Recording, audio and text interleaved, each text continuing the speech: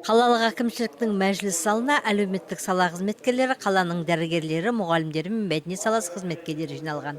Күн тәртібінде қаралған мәселе ұлт жоспары 100 нақты қадам бағдарламасын іске асыру талқылау. Ұлт жоспары бұл жаһандық және ішкі сын қатерлерге жауап, сонымен бірге 2050 жылы дамыған 30 елдің қатарына ену. Бұл жайлы жиналғандарға кеңінен Теміртау қаласының әкімінің орынбасары Ғалымжан Спайбеков түсіндірді. Почему 100 шагов?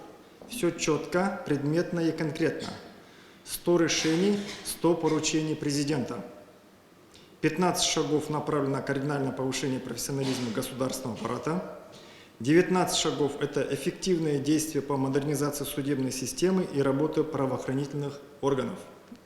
50 шагов – это четкие и точные решения, стимулирующие новый высокотехнологичный экономический рост и развитие человеческого капитала, строго ориентированные на улучшение качества жизни казахстанцев.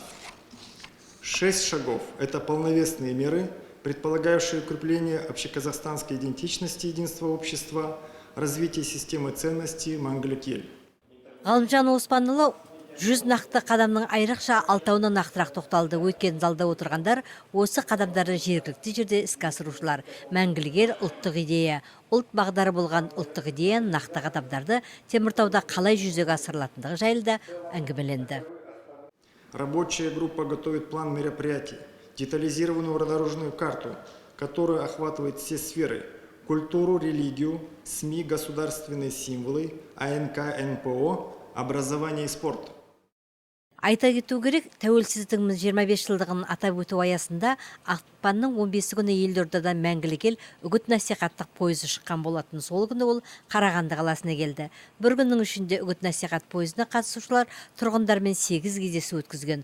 Үгіт-насихаттық пойызы тәуелсіздіктің 25 жылдық мерейтойлық шараларымен бірге тұрғындардың әлеуметтік құқықтық жайларына да назар аударуды мақсат еткен. Қарағандыдан Мәңгілік ел үгіт-насихат пойызымен бірге саламатты Қазақстан медициналық пойызы да жолға шықты. Медицина қызметкерлері облыстың 19 шағын аудандарында тұрғындарға медициналық көмектер, кеңестер береді.